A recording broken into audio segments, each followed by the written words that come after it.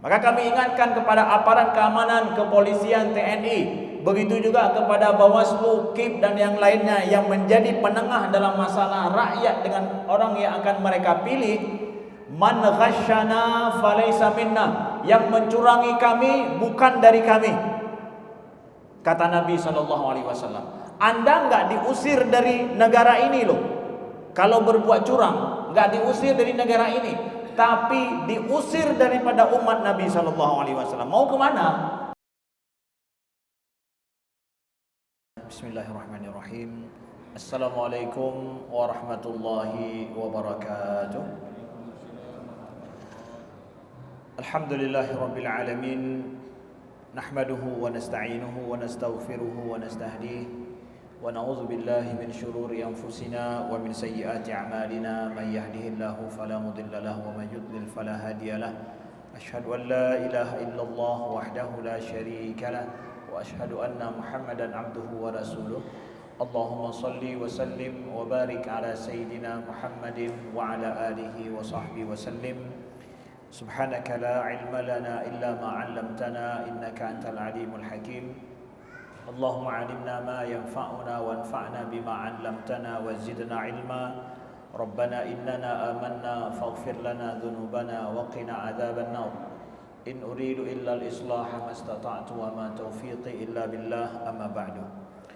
Ahibati fillah, saudaraku seiman dan seakidah yang Allah muliakan, dan seluruh para pendengar yang mendengarkan kami dan yang telah berhadir di Masjid Al-Ma'mur, Lamprit, Kota Banda Aceh yang dimuliakan Allah. Mari sejenak sama-sama kita meniatkan untuk iktikaf di masjid, dan sama-sama kita meniatkan menunggu salat Isya berjamaah, serta sama-sama kita meniatkan untuk menuntut ilmu. Insyaallah sejenak waktu dan kesempatan kita di sini dituliskan oleh Allah Subhanahu wa taala sebagai bagian daripada amal ibadah kita kepada Allah Subhanahu wa taala. Amin ya rabbal alamin. Nah, saudaraku, insyaallah pada pertemuan kali ini adalah kami ingin fokus membahas tentang agenda kita yang semua kita terkuras tenaga dan juga pikiran kita menantikan hari di mana kita akan rakyat ini akan menentukan siapa penerus dan yang akan berkuasa untuk 5 tahun yang akan datang. Maka kami akan fokus bicara tentang masalah pemimpin dan beberapa pertimbangan kita di dalam memilih pemimpin nantinya. Nah, kalau seandainya seorang ekonom, dia akan bicara bahwa seorang pemimpin itu yang paham betul masalah ekonomi, atas dasar ilmu ekonomnya selaku seorang ekonom. Begitu juga mungkin seorang budayawan, dia akan bicara bahwa seorang pemimpin itu yang punya kecenderungan dan juga memiliki visi misi di dalam bidang budaya. Begitu juga seorang ahli di bidang pendidikan, ya. Begitu juga seorang yang pakar di bidang politik internasional, dia akan memberitahukan kita pilih pemimpin juga, lihat nantinya kepada yang secara politik internasional dia punya pengaruh dan punya keahlian, kemampuan di bidang itu.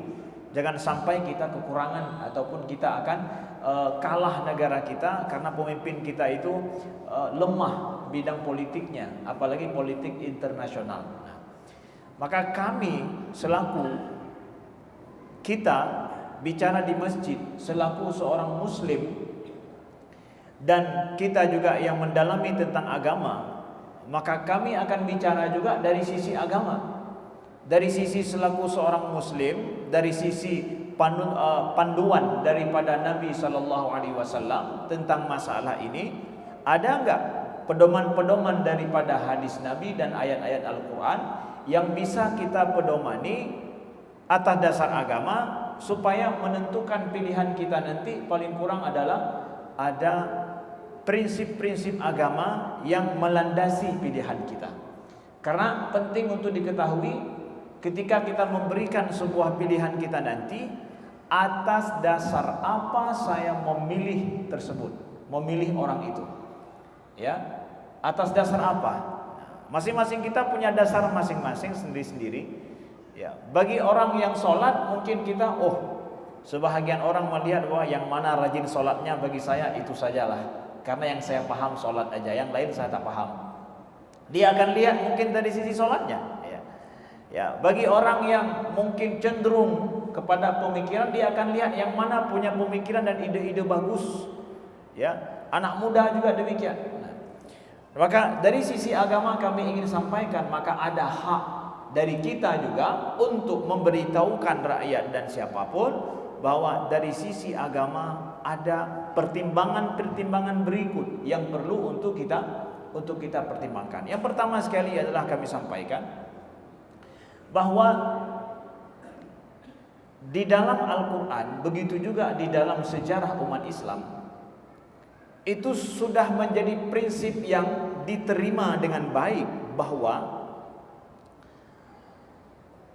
seorang pemimpin itu akan mempengaruhi rakyatnya secara langsung. Ya, seorang pemimpin akan mempengaruhi rakyatnya secara langsung. Bagaimana pemimpin itu, maka begitu pula nanti rakyatnya. Kita nih rakyat harus paham. Kita kalau hari ini kita hanya akan memilih seorang pemimpin baru, dalam satu hari misalkan kita bisa menentukan siapa pemimpin baru, maka setelah itu pemimpin itu akan mempengaruhi kita selama 5 atau 10 tahun yang akan datang. Kita akan menjadi pengikutnya dan akan dipakai segala macam cara untuk mempengaruhi rakyat terhadap pemikiran dan kecenderungan seorang pemimpin. Ada dasarnya enggak? Ya, kita lihat Imam Al-Bukhari pernah menyebutkan dalam syarah di dalam Sahih Al-Bukhari tentang seorang wanita yang pernah bertanya kepada Abu Bakar. Ya. Imra'atun sa'alat Abu Bakar radhiyallahu anhu qalat ma baqauna ala hadzal amru shalih alladhi ja'allahu bihi ba'dal jahiliyah. Jadi seorang wanita bertanya kepada Abu Bakar, wahai Abu Bakar, beliau sebagai khalifah pada saat itu, ya. Sejauh mana kita akan tetap berada dalam kondisi baik saat ini, ya. Setelah yang keadaan baik yang telah Allah jadikan kita saat ini setelah masa dulu kita jahiliyah. Artinya seorang wanita ini dia cemas, kita akan baik-baik saja seperti ini setelah kita dulu jahiliyah itu selama apa gitu. Sampai kapan kita akan baik-baik seperti ini gitu. Nah, Imam Ibnu Hajar menyebutkan bahwa maksud wanita ini amru shalih, menurut wanita ini adalah agama Islam yang di dalamnya ada istamala alaihi al-adlu wa ijtima'ul kalimah wa nasl madlum wa kullu syai' fi mahallihi, yaitu amrun saleh, keadaan baik-baik saja adalah apa? Kondisi agama Islam yang baik, ada keadilan, ada orang yang menolong ke orang-orang yang zalim dan semua berlaku dengan cara yang baik. Ini sampai kapan gitu ditanyakan. Lalu apa jawaban daripada Abu Bakar? Ya. Yaitu mastaqamta bikum mastaqamat bikum a'immatukum. Kata Abu Bakar, beliau menjawab, sampai kapan kita akan baik-baik saja, agama Islam baik-baik saja, begitu juga keadilan di masyarakat baik-baik saja seperti dirasakan pada masa para sahabat itu? Adalah kata Abu Bakar, mastaqamat a'immatukum, selama a'immah kalian itu istiqamat. Istiqamat itu adalah apa? Adil, lurus, bereh, bahasa Aceh. Mam menyau Aceh pegah bereh, hana dong pegah leh dehnya, menyaka bereh ka hana le carah dehnya. Berarti bereh dengku, hana doh carah le. Bereh. Semuanya bagus. Selama pemimpinmu itu bagus, ya. Fa inna dalalahum sababun lidalalir ra'iyah fa innan nasa ala dini mulukihim ru'usun wa asyraf. Nah, jadi ditanyakan kepada beliau, ya, famal a'immah. Jadi kalau begitu a'immah itu siapa? Seorang wanita ini balik tanya, a'immah itu siapa? Amakana liqaumiki ru'usun wa asyraf ya'murunahum fayuti'unahum. Nah, jadi wanita yang bertanya kepada Abu Bakar ini, dia tidak paham a'immah yang dimaksud Abu Bakar itu siapa. Siapa a'immah yang kalau mereka lurus, kita semua juga akan lurus? Kata Abu Bakar adalah Ama kana liqaumiki ru'usun wa asyraf. Bukankah pada kaummu itu ada ru'us, ada pemuka dan orang-orang terpandang yang kalau mereka menyuruh orang-orang akan ikut. Nah, bala fahum ulaika 'alan nas, maka mereka itulah yang a'immah tadi yang disebutkan oleh Abu Bakar. Itulah mereka yang kalau di masyarakat mereka punya wewenang, mereka punya pengaruh, yang kalau mereka membuat undang-undang, mereka akan buat undang-undang, ada hak mereka buat undang-undang. Kalau mereka ingin menjalankan sebuah hal, mereka akan menjalankannya, dan mereka menyuruh, maka apa yang mereka kehendaki itu akan dijalankan oleh orang. Nah, itu kata Abu Bakar, a'immah, asyraf, orang-orang pemuka. Kalau hari ini kan bukan satu orang, nggak bisa kita katakan gubernur, presiden, enggak. Yang membuat undang-undang itu adalah asyraf, orang-orang pemuka-pemuka yang kita pilih nanti, yang duduk di DPR, mereka yang akan membuat itu. Dan kalau DPR mengesahkan, jalanlah undang-undang itu. Kalau pajak kita, misalkan negeri kita pajaknya nanti akan 20% misalkan, DPR mengesahkan, udah semua kita bayar pajak 20%. Perkara mereka, apa yang mereka setujui itu akan berlaku bagi masyarakat. Itu a'immah. Maka kata Abu Bakar, kita akan baik-baik saja selama orang-orang yang seperti itu adalah lurus dan baik. Selama itu kita akan baik. Jadi nggak bisa main-main kita, saudaraku yang dimuliakan Allah. Ya, negara ini telah menentukan siapa yang akan jadi pemuka nantinya. Ada pemuka yang lahir memang dari masyarakat secara alami. Lagi gure-gure getanyo di kampung, puluhan tahun mereka bersama kita patuh dan ta'zim kepada mereka karena memang mereka berjasa dalam hidup kita. Pemuka yang lahir secara alami. Ada juga pemuka dalam hidup kita yang lahir dari kota, dari tong, lahir dari tong, dari kota mana? Kota suara. Tiba-tiba dia jadi pemuka. Gara-gara apa? Terpilih di hari itu. Ya. Ada pemuka yang lahir karena apa? Secara struktural lahirnya karena proses demokrasi.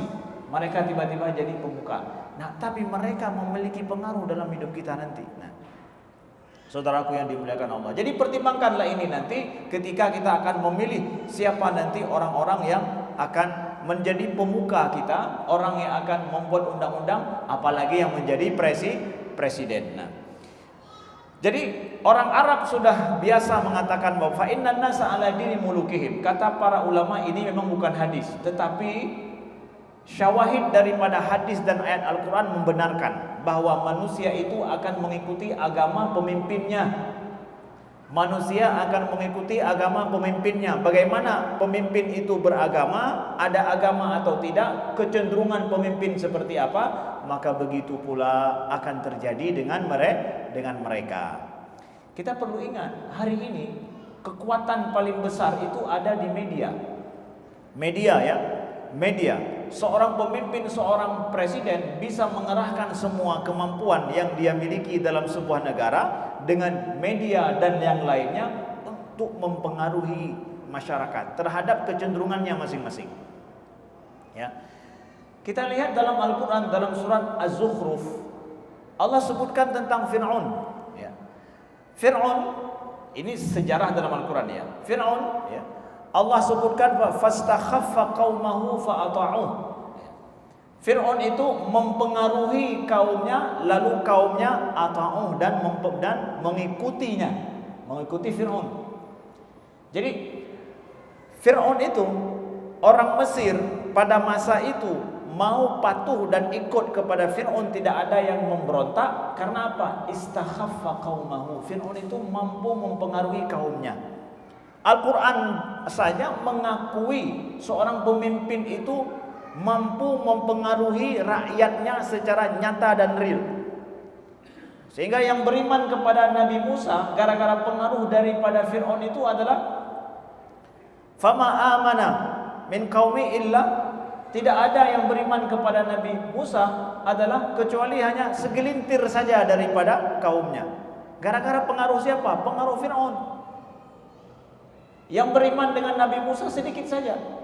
Gara-gara apa? Pengaruh Fir'aun kuat. Kok bisa dia mempengaruhi? Seorang pemimpin. Ya, seorang pemimpin, dan itu diakui dalam Al-Quran. Seorang pemimpin memiliki pengaruh kuat terhadap rakyatnya. Oh ilun hana, ilun nah pemimpin hana. Kalau salah kita pilih pemimpin, saudaraku yang dimuliakan Allah, kita juga akan terpengaruh lambat laun dengan kecenderungan daripada pemimpin itu, baik sengaja atau tidak sengaja atau tidak sengaja. Arti tidak sengaja apa? Ya, kita tidak mau tapi terpaksa mau. Kenapa? Undang-undang sudah demikian, aturan sudah demikian, mau apa lagi? Terpaksa kan? Nah, itu harus menjadi pertimbangan. Kemudian lihat lagi, pertimbangan yang harus kita lihat juga. Dalam sejarah, Abu Bakar itu dipilih menjadi khalifah setelah Nabi. Salah satu dasarnya apa? Karena kata Umar bin Khattab radhiyallahu an, bahwa Abu Bakarlah yang menggantikan Nabi ketika Nabi sakit, disuruh beliau jadi imam sholat. Ya, sehingga Umar mengatakan bahwa Rasulullah Abu Bakar lidinina afala nardahu lidunyana. Rasulullah saja ridho Abu Bakar itu dalam urusan agama kita. Artinya bahwa ketika Nabi sedang sakit, Abu Bakar disuruh jadi imam sholat. Imam sholat itu ya. Nabi tidak ada, Abu Bakar jadi imam sholat. Umar memahami apa? Nabi saja dalam urusan agama ridho Abu Bakar itu yang jadi pemimpin di dalam sholat. Afala nardahu lidunyana. Tidakkah kita ridho Abu Bakar itu dalam urusan dunia kita? Nah, ini kias daripada Umar ini sangat kuat sekali dipahami oleh para sahabat. Ya, Abu Bakar cocok jadi pemimpin dalam urusan dunia kita. Kenapa? Dalam urusan sholat saja Nabi suruh beliau dalam urusan agama, apalagi masalah dunia. Jadi sholat ini, kalau saya seorang muslim menjadikan patokan pilihan saya nanti pada orang yang istiqomah dengan sholat, ada sholatnya, gimana Ustaz? Benar? Itu punya hak kita untuk mempertimbangkan orang yang kita pilih itu adalah orang yang betul ada sholat, menjaga sholatnya. Menjaga sholatnya. Mana di antara paslon itu yang kita lihat sholatnya bagus, oh saya akan jatuhkan, silahkan. Itu kita punya hak juga di situ. Dan ada dasarnya dalam agama kita juga, pemimpin yang menjaga sholat dengan baik. Ya karena apa? Kita orang sholat misalkan, ya kita melihat kepada orang yang mana yang sholat, silahkan. Ada hak kita juga untuk menjadi pertimbangan itu. Ya, dalam agama kita. Karena kalau urusan menurut pandangan agamis ya, Islaminya, kalau urusan agamanya dia itu beres, insya Allah urusan dunia juga beres. Dan bertepatan dengan peringatan Isra Mi'raj ini, kita ambil ibrah besar bahwa Rasulullah SAW saat Isra Mi'raj kan diwajibkan sholat. Setelah sholat itu diwajibkan, 1 tahun lebih Nabi melaksanakan sholat yang diwajibkan oleh Allah sejak Isra Mi'raj itu. Setelah itu Nabi disuruh untuk hijrah ke Madinah. Setelah hijrah ke Madinah, di sana Nabi mendirikan masyarakat baru, di sana Nabi mendirikan negara baru di dalam Islam, dan berdirilah sebuah tatanan masyarakat baru yang belum pernah dikenal oleh sejarah pada saat itu. Pesannya apa? Bahwa sholat inilah yang mampu untuk menjadikan seseorang itu mampu membuat sebuah perubahan besar dalam sejarah. Kalau sholatnya saja belum beres, dia tidak akan mampu membuat perubahan yang sustainable, yang sifatnya adalah terus menerus. Seorang itu dia jangan sampai ada masalah dengan dirinya dan Tuhan ya, supaya dia mampu menyelesaikan masalah umat. Kalau urusan dirinya dengan Tuhan saja masih ada masalah, gimana dia menyelesaikan masalah dengan hamba Tuhan? Toh dia dirinya saja ada masalah dengan Tuhan yang pencipta hamba gitu.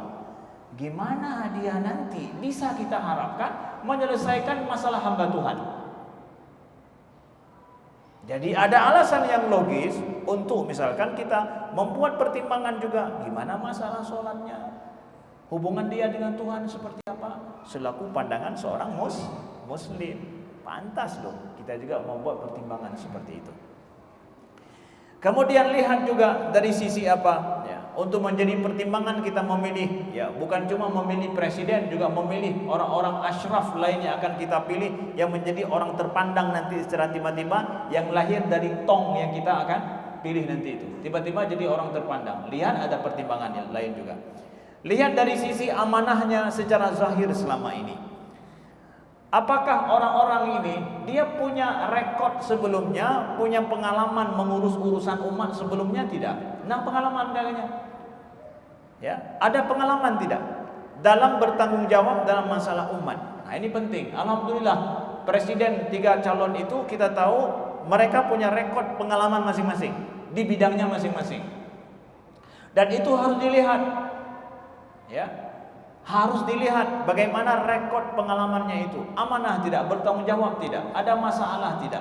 Perlu itu menjadi penelusuran kita untuk memilih mana yang terbaik di samping apa yang telah kami sampaikan tadi. Supaya kita memilih amanah juga. Ya. Sebagaimana firman sebagaimana sabda Nabi sallallahu alaihi wasallam ya.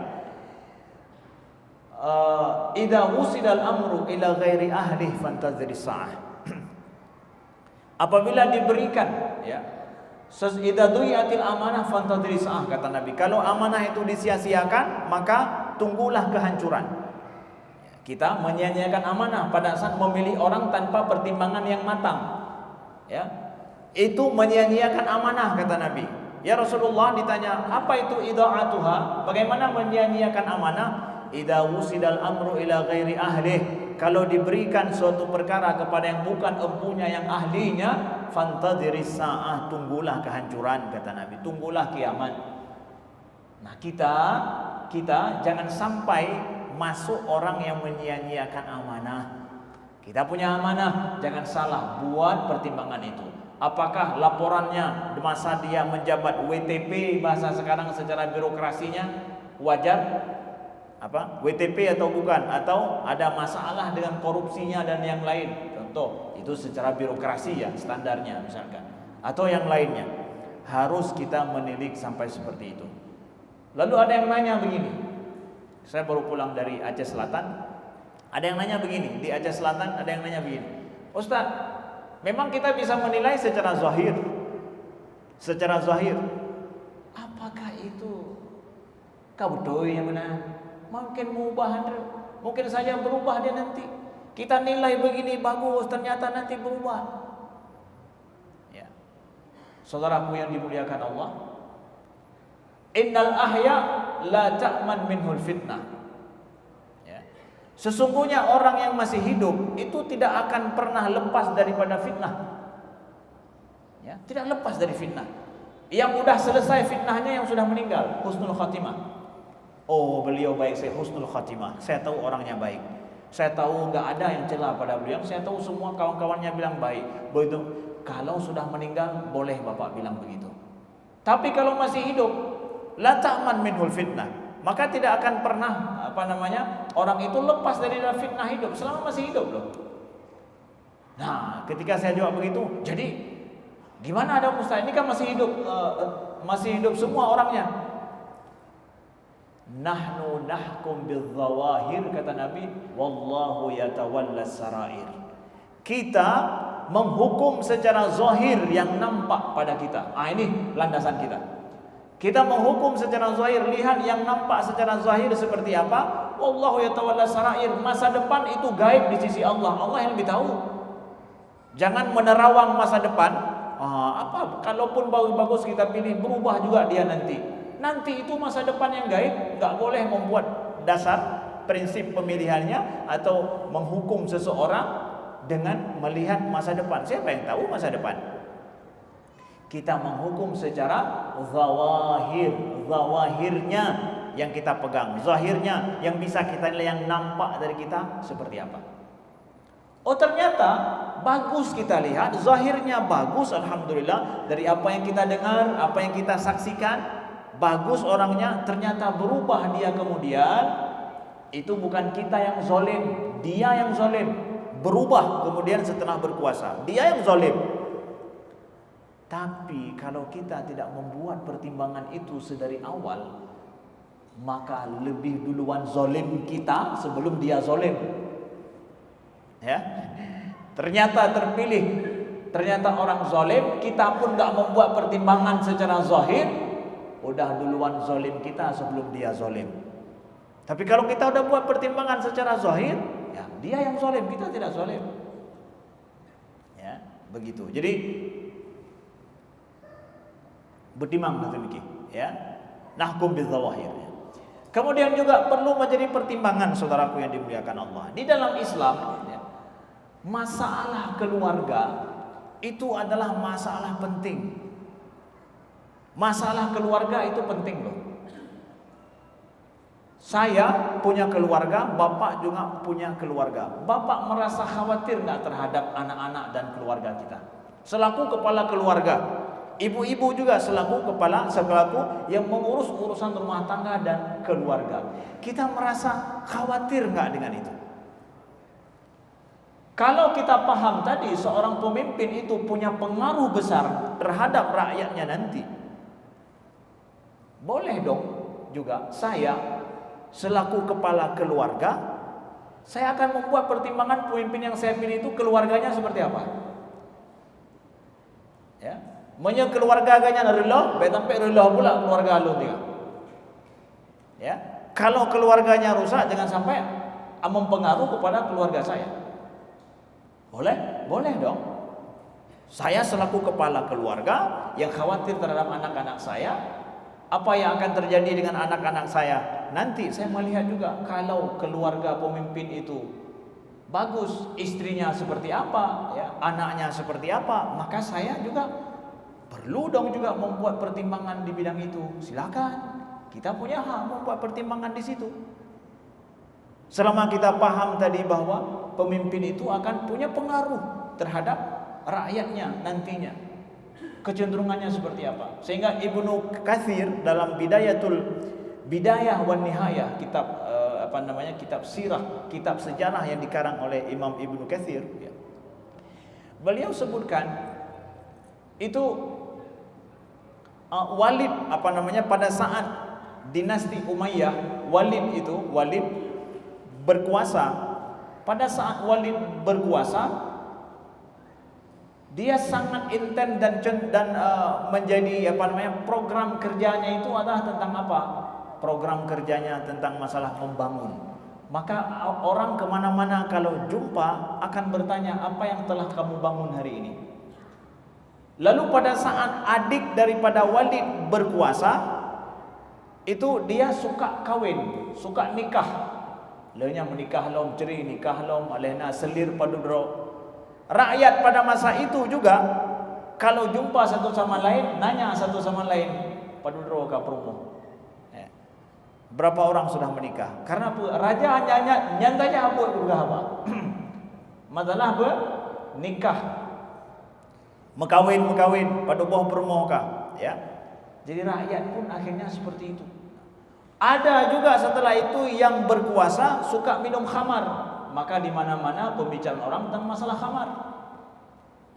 Nah, kalau seorang pemimpin punya perhatian penting terhadap keluarga dan dia punya pengalaman dan juga punya keluarga yang kuat dan bagus, maka keluarga kita juga akan dia jaga dengan baik. Apalagi masalah LGBT ini ke depan. Masalah LGBT yang merusak keluarga. Ya. Kalau pemimpin keluarganya bagus, baik dia jaga, maka yakin kita insya Allah dia akan menjaga juga keluarga kita sebagaimana dia menjaga anak-anaknya. Dia tidak akan ridho loh dengan berbagai macam isu-isu LGBT yang merusak keluarga, insya Allah.